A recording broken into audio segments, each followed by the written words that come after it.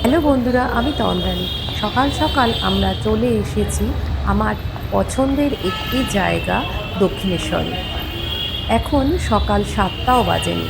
আমরা দক্ষিণেশ্বরে sky walk এর মধ্য দিয়ে যাচ্ছি মন্দিরের দিকে।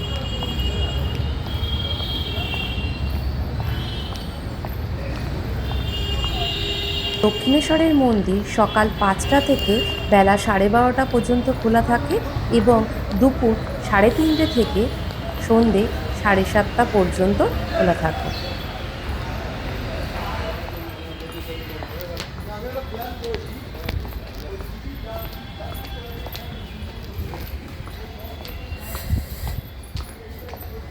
পুজোর সব দোকানগুলোও এখনও খোলেনি। আমরা আগে এসেছি কারণ মন্দিরে একটু বেলা হলেই খুব ভিড় হয়ে যায়, আর সকাল সকাল পুজো দিলে সারাদিনটা বেশ ভালোই কাটে।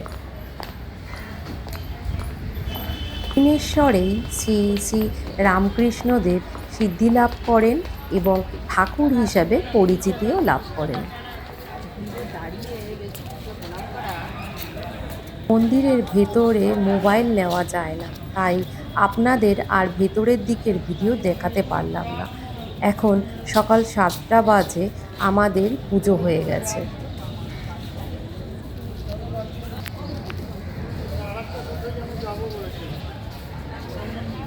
চলো ওদিকটা আমরা যাই, যাওয়া যাবে তো। শোনো বাবা, আসো।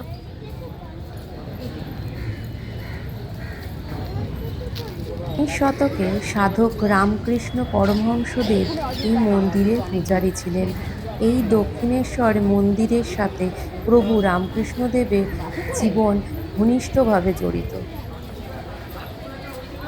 ওই গঙ্গার ওদিকটা ঘুরে আসি মাসি, তারপর এদিকটা যাবো।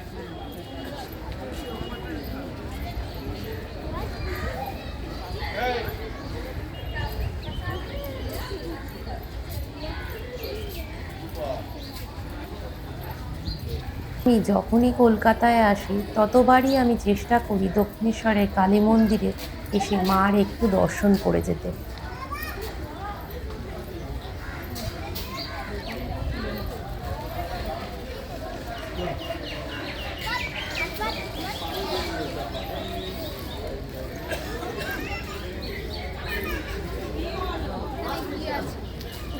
ওই সবাই স্নান টান করে এই করছে।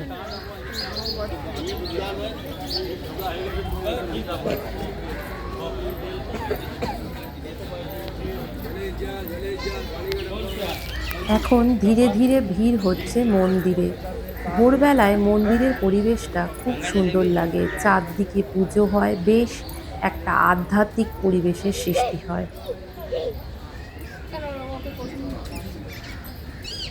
দক্ষিণেশ্বর মন্দিরে মা ভবতারিণীর মন্দির, একটি বিষ্ণু মন্দির ও 12টি শিবের মন্দির রয়েছে। এখানে গঙ্গার ঘাটে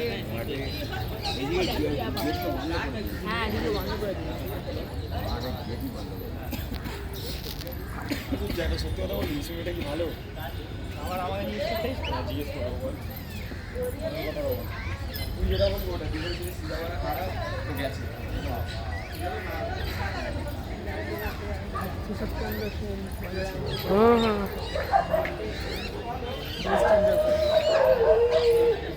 এই মূর্তিগুলো নতুন লাগিয়েছে, আগে ছিল না।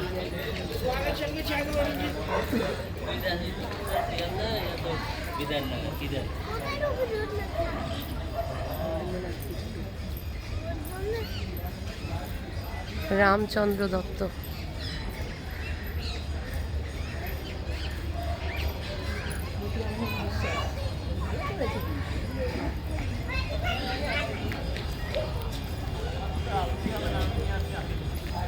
শোনো বাবা, এই যে বেলুর ব্রিজ, তুমি গঙ্গা দেখতে পাচ্ছ? এই দেখো গঙ্গা। জয় মা গঙ্গা। ওইটা ওইদিকে বেলুর, বেলুর বাবা। হ্যাঁ, এটা বালি ব্রিজ, আর ওইদিকে বেলুর। হ্যাঁ,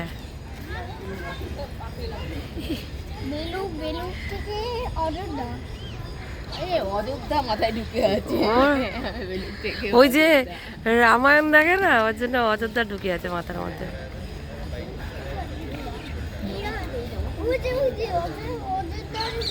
জয় মা এই গঙ্গা। গঙ্গা নদী কলকাতাতে হুগলি নদী নামে পরিচিত। গঙ্গাতে অনেকে স্নান করে এই পাশের গেট দিয়ে পুজো দিতে যেত আগে। এখন তা বন্ধ হয়েছে অনেক দিন হলো। ১৩৫৫ সালে জনহিতৈষী রানী রাসমণি দক্ষিণেশ্বরে কালী মন্দিরটি নির্মাণ করেন। মা ভবতারিণী রাসমণিকে স্বপ্নাদেশ দিয়ে মন্দিরটি তৈরি করতে বলেন। ১৩৫৫ সালে মন্দির প্রতিষ্ঠার পর থেকে শ্রীরামকৃষ্ণদেব এখানে প্রধান পূজারী ও পরবর্তীতে সাধক হিসাবে বহু বছর অতিবাহিত করেন।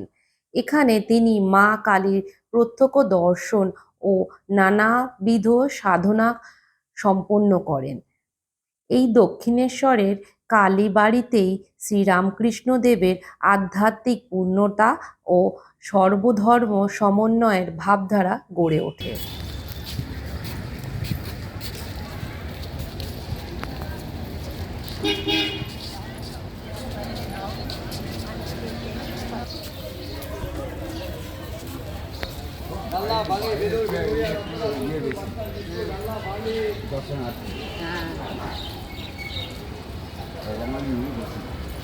বলছে না হরিদ্বার তরিদ্বার সব গল্প বলছে।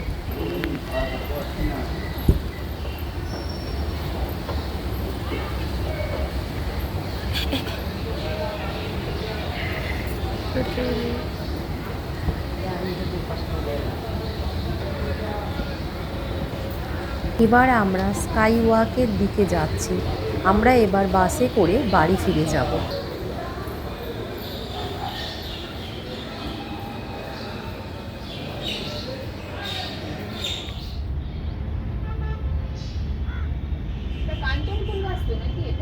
না, ওটা তোমার গাছ, একটা বেরি গাছ। তা এত গাছ আছে, টগর না, টগর ফুল গাছ নেই তো? টগর ফুল গাছ তো অনেক ফুল ফোটে নিচে আছে। সারা বছর। ও আচ্ছা, নিচে আছে। হ্যাঁ, নিচে আছে।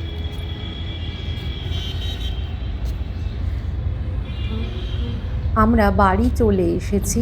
এটা আমাদের বাড়ির ছাদ। দেখুন কত ফুল ফুটেছে। মা খুব যত্ন করেন।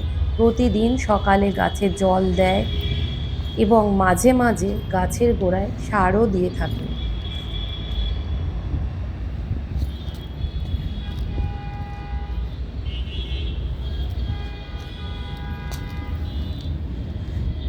এই ফুল গাছগুলো ইয়েতে সুইডেনে প্রচুর হতো।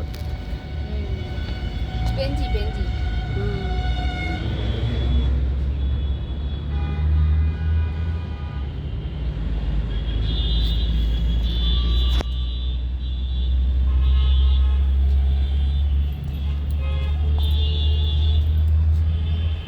কেমন লাগলো আমার ভিডিওটি জানাবেন। ভালো লাগলে অবশ্যই লাইক, শেয়ার ও সাবস্ক্রাইব করে পাশে থাকবেন। আবার দেখা হবে পরের ভিডিওতে। টাটা।